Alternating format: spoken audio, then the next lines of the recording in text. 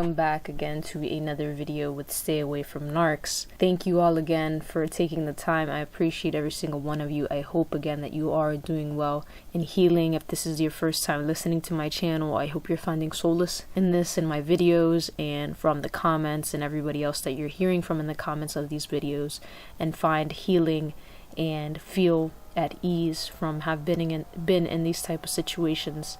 So thank you so much. If you could like, comment, and subscribe. If this video has helped you in any way, I'll also leave donation links in the description below. So for today's video, I've been working on the narcissist spiritual abuse, the communal and spiritual narcissist. And again, I just want to say for trigger warning, it's been triggering for me. So I'm going to set out a trigger warning when I put those videos up. It's probably most likely, again, a part 1 and 2 that I'm going to put up on those topics. It's been triggering for me, but I will get those videos up for you to hear that story and hear more specifics on the spiritual and communal aspects of those types of abusive narcissists. But for today's video, I wanted to target to everybody in general, especially targeted again at those that may have or have had a narcissistic mother-in-law in their life, especially, but everybody in general that's had a narcissist in their life. I started this channel again, speaking on my past experience of having a severely malignant narcissistic mother-in-law and falling in love with her son, my ex-fiance, and having to go through that turmoil if you again watch my other videos. But every video that I put out, my heart is so dear and near to every single one of you. I know there's people that have been through so many different types of relationships with different types of narcissists, whether they're parents, whether they're in-laws, siblings, whoever they are, significant others, I want to make sure that I include as many people as possible, and I don't want to have, specifically just target those that, may have had a narcissistic mother-in-law, but just again, from my experience, I speak on that the most, but I want to include everybody on this. And I know being abused by a narcissist and understand how tormenting it is, no matter what type of relationship you were with. So for today's video, I'm gonna title it something along the lines of the narcissist does not love the other person. And specifically, if we're talking in terms of, because I have a lot of people, not a lot, but a frequent amount of people that come in the comments, especially those that have had or have narcissistic mother-in-laws, and they've either breaking up with their ex, or their narcissistic mother-in-law has, discarded them. They went through the discard process, and that's an extremely excruciating, painful process again. And then they see their ex and their mother-in-law looking happy with this new chick, right? This new girl. Specifically for the woman out there that have gone through this experience like I have. And I'm gonna tell you right now, that narcissistic mother-in-law, whoever it is, they don't love that new girl, okay? It's all a facade. And that's the word that I'm gonna focus on today in this video, is facade. Facade is a fake. It's fake. It's fictional. It's the fakest of the fake of the fake of the fake. But I know how painful it can feel when you have a narcissist that love bombs you, discards the crap out of you, treats you like nothing, like you're nothing, you're below zero, projects, gaslights you, makes it seem like you're crazy, and makes it seem like you're nothing to them. And then the next day they act like nothing's wrong, and they're either with a new person, or they're speaking about a new person, or they're trying to introduce your ex to a new person. Specifically, it's the mother-in-law, right? If it was a significant other that was the narcissist in your life, they act like they're with the new boo, or they're with the new significant other, and that they're in love, and that you were nothing, and this new person that they found are everything. No, stop, drop. If you have understood and learned these topics, they're doing is the same thing they did to you, to this person. No matter how much, and here's the scary part, is that the narcissist will make it seem like it's real. The narcissist will do everything in their power to manipulate the situation and make it seem like it's real. And that's the gruesomeness of a narcissist, that they are able to manipulate and pull off an image so bad that they love this other person so much. If it's a narcissistic mother-in-law, they love the new daughter-in-law, and they'll put pictures all over social media, and they'll put they'll act like they'll take her out. But I'm telling you, they're doing the same thing with this new, what I'm going to say, this person is a new victim. They're just a new recycled victim. And a lot of the times what we want to understand is, if once you start to get into your healing process and the more you start to learn and understand these concepts of this person being a narcissist, and they're just going to discard this other person, or they're just, at the end of the day, they're just going to use and abuse this person, eventually you'll start to feel pity for that person, and you know that the story is all a facade and it's not real. I know how hurtful it seems that. And here's the thing, here's a good red flag that you can look out for, that this person is a narcissist if you're not sure.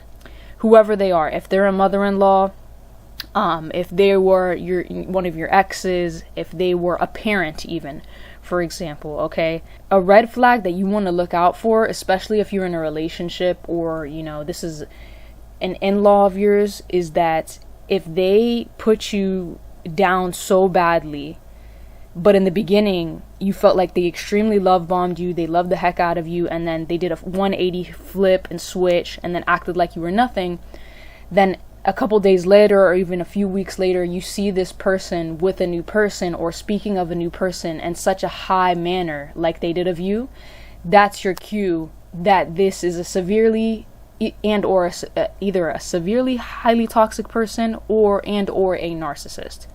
Okay?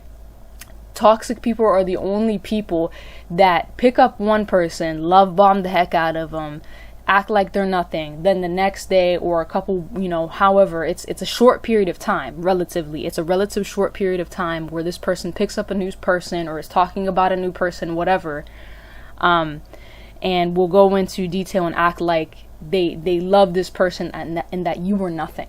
And I remember when I was growing up and I was in high school, a lot of my friends that were girls went through this, with other guys, these guys, they had highly toxic, tendencies, right? These highly toxic tendencies where if this person doesn't, this significant other that you have in your life doesn't do every little thing that you want them to do, you're just going to discard them and get rid of them. That is so toxic. And then the next day you're with somebody else, showing off somebody else, acting like this person is the best person in the world. That was never love to begin with, and it's never going to be love for this new, quote unquote new person that they have in their life. No matter how special they make it sound, no matter how special they make it seem, they can put as many pictures all over social media that they want. And I think that's the most triggering for people in these situations. No matter who the narcissist is to you in your life, if you were discarded by the narcissist, or even if you're somebody that left the life of the narcissist, and then you hop on social media one day and you just happen to see the narcissist or somebody that knows the narcissist with a new person and acting like they love this person, speaking so highly of this person, that's where feelings of, highly triggering feelings of anguish come in. Feelings of, man, I wish I can go back. Man, I wish they would have treated me like that again. And then you sort of get, it's hard because you sort of get pulled back in this cycle of turmoil. But I want to just let you know that you can stop in that moment and you can be mindful and you can breathe. And that triggering, that's why it's so crucial to stay off of social media when it comes to the narcissist. Like anybody that's involved with the narcissist, anybody that that you would be able to see the social media content of the narcissist, to block and to stay away from, because every time we get triggered, we are putting ourselves in a situation of anguish. We're putting ourselves in a situation of toxicity again. But in healing and knowing that being able to even look at those pictures and say, I pity that person. I pity that person, because the narcissist doesn't love them. It's a lie. They are lying to them. It's a whole facade. And just like what they did to me, they're going to do to this person. And here's the thing. A lot of the times it doesn't seem that what they did to you that they're going to do to this person, because it can be months at a time, right? Months and months and months. Or the new person that they did pick up. Here's a different type of situation. The new person that they did pick up is just as toxic as the narcissist. Now listen to this. Now in that situation, when the new person they pick up and they claim that they love them, that they're all special and they're this and they're that, yada yada yada, right? If that new person is just as toxic as the narcissist, or is on any type of toxic level, they're going to enable the heck out of the narcissist. And the narcissist is going to love them for that, right? Because the narcissist love bombs, right? On a conditional basis, on a conditional form of love, where if you are doing everything the narcissist wants you to do, if you are enabling that narcissist, if you are bowing down to that narcissist, if you are stroking that narcissist's ego, anything that that narcissist wants, if you are doing that, they're gonna act like they love the heck out of you, and they're gonna pamper you, and they're gonna buy you the gifts, and they're gonna do whatever it is most of the time that you are obeying them. And if that person is not an empath, or doesn't have any type of compassion whatsoever, really, or maybe is just really blindsided by what the narcissist is really, and just ends up enabling the narcissist, it's going to really seem to you that this person might be better than you, But that is not the case. Like I said, it's either one of two scenarios. It's either, more than likely, it's going to be that person is just picking up a new supply. The narcissist is just picking up a new supply to use and abuse, and they're going to get discarded, and they're going to get, they're going through that love bomb right now just like you did. But it's all a facade and it's fake, and the person is just going to get used and abused. And or it could be that that new person is highly toxic as well, and they're going to enable the narcissist because they like toxicity themselves. They're a toxic person, and they're not going to see anything wrong with what the narcissist is doing. They're going to side with that narcissist and be on that narcissist team. And in that case, you got a highly toxic person next to a narcissist, or maybe even two narcissists on the same team, and they're going to look like they love the heck out of each other. Again, it can be the mother-in-law, daughter-in-law dynamic. Again, if that daughter-in-law is a toxic daughter-in-law, the mother-in-law is going to conditionally love the heck out of her. Now again, quote, conditionally, because the narcissist does not love unconditionally. They love when you do them what they want, again. And it'll seem that, my ex-mother-in-law, she looks like she loves this new chick. She looks like she loves this new girl, and maybe I wasn't nothing. No, I want to let you know, you are everything for that narcissist putting you through that, right? Because the narcissist is 100% toxic. They're nothing but a poisonous, toxic individual, emotional vampire that wants to suck the life out of individuals. And you standing up to that, and you having the compassion and having the empathy and having the capacity of truth in you, the narcissist seen that, and they wanted to discard you because you didn't want to enable them. You didn't want to enable that toxicity and be a part of that toxicity. So you need to understand how beautiful of a person you are, and how true and how worthy of a person you are. And that person that you see that narcissist may love more than you, again, that person was put there by the narcissist to make you jealous. That person was put there by the narcissist only to use and abuse. That person is it's a pity that person is with them, because that person doesn't know what to expect. And the closer you get to healing, and I hope that you guys, if you're in this situation and you're thinking to yourself right now, why does that narcissist love them more than me? What did I not have? Why am I not worthy enough? That's all the more reason that you have to know how beautiful and empathetic and compassionate and everything of a person you are. And I hope if you are going through that right now for you to know that you're not alone, because there's many of us that have gone through this situation, and it's such an anguish and it's such a torment when you go through that healing. And I hope that you focus on the healing and know that the narcissist is a user and abuser. You're not an exception. You are a beautiful person, okay? That new person that they picked up is nothing to the narcissist. The narcissist is gonna pick them up, put them on that pedestal, and drop them right back off the side of the cliff, just like they did with you. And I know sometimes it's hard to believe that, but it's the reality. They make it seem like they live in this fictional world of just, it's all a facade, you guys. It's all a facade. They're such a pitiful person that they want to make everybody else's lives miserable, especially the person that they just discarded. They discarded you because they knew that you knew the truth and you were not fessing up to their toxicity.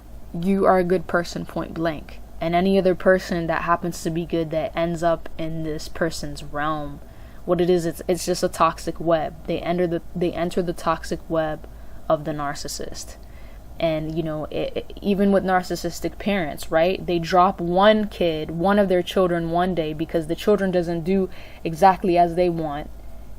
Even if the child is like 45 years old, if their kid is like 45 years old, can't even call them a kid at that point, right? Their son or daughter is like 45 years old. They don't do what they want.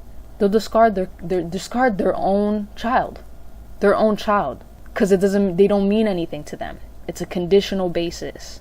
You have to feel their conditional void to get their quote unquote conditional love. They do that with their own children. They're going to do that with their in-laws. They're going to do that with significant others.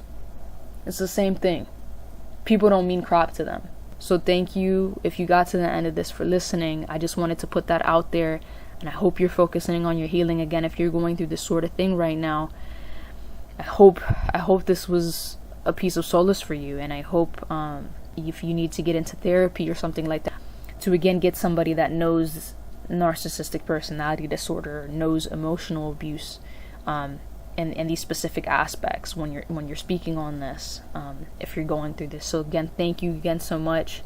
Please like, comment, and subscribe. I hope you all the best, and I will be back with videos very soon. Have a good day.